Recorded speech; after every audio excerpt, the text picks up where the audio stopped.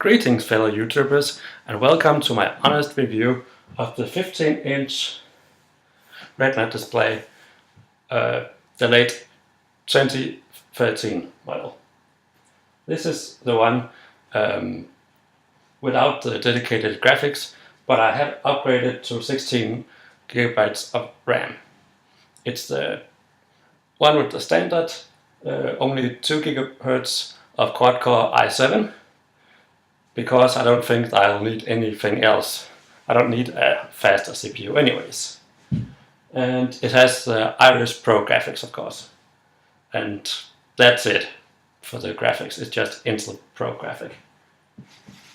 So, pros and cons.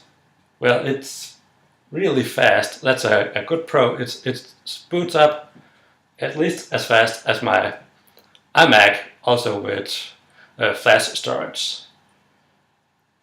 And I upgraded to 500 and in flash storage memory. Okay, a con is when I'm playing games like Diablo. Honestly, I didn't buy it to play games, but when I'm in Diablo, the fans kick in and they are really loud. On my iMac, I don't notice the fans when I'm playing Diablo.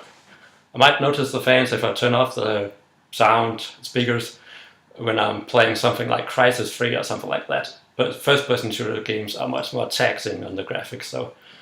But on this baby, without the dedicated graphics, the fans kicks in and are very loud, and I'm sure they would do it even with the dedicated NVIDIA graphics. So the performance, well, in games, the Iris Pro, it actually does alright. I made a Diablo movie where I showed how it does in Diablo, and before that I tried to record on the MacBook itself, but I dropped from almost 60 frames per second down to 20 something frames per second on the settings which I use normally for playing.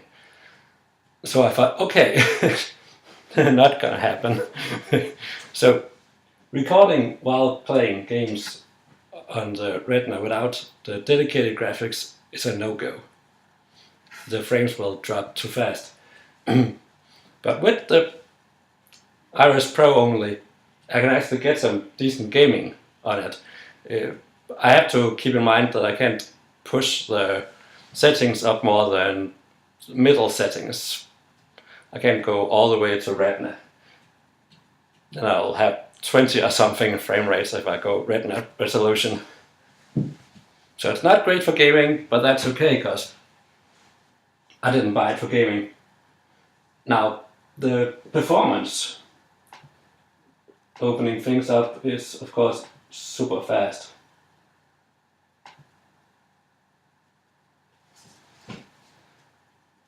As expected, of course. And browsing is smooth. I can scroll, also very smooth. It handles like a dream. It's really, really super fast, it really is, and I just love it. I don't think you don't need to buy the one with the dedicated graphics if you don't do gaming much.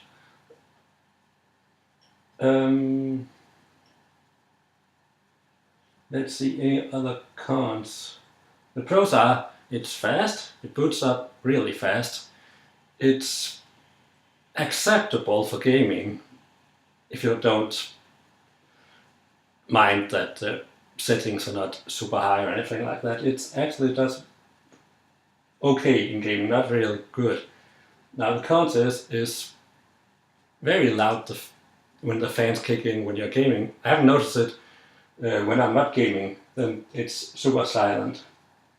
But when you're gaming, the fans kick in and they're very loud, and that's a big con for me. Luckily I don't need it for gaming, so that's not going to be a problem. But if you are going to use it for gaming, you might want to consider that it's going to be very loud, the noise from the fans. Now the speakers themselves are pretty good, they're pretty decent. Unfortunately I can't play a song for you because that will violate copyrights, so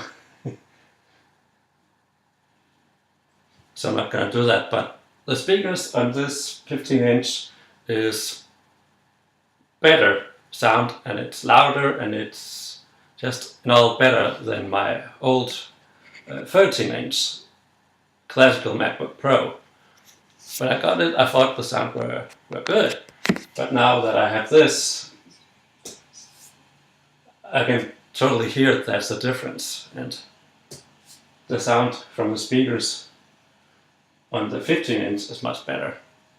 So that's also a big con, that it's great sound, and of course the display is awesome. Right now I have it on the maximum scaling, which is what I need to do when I'm going to school. I can have my pages document on the side, and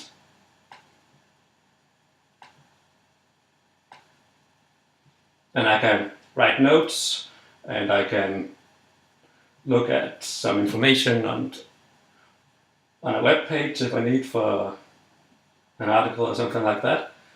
And that is what I wanted, and that's what I needed.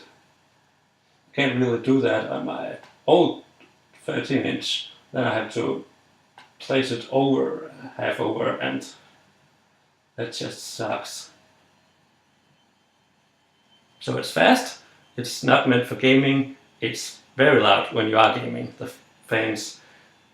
But all in all, it's a very nice MacBook, and I love it. And actually the noise from the fans are the only problem. I can't call it a problem because it's something that's in all of the Retina MacBook Pros, but it's something that could be very irritating for most people, and also for me if I wanted to game on it. So that's the biggest con, and actually the only thing I've noticed as far. Everything else it handles very well, and I love it. It's fast, it's smooth, it's also pretty. So if you go, that might be important. Thanks for watching, and I hope you push the like or subscribe, and you are very welcome to write a comment below, and I will try to reply the best way I can. Thank you.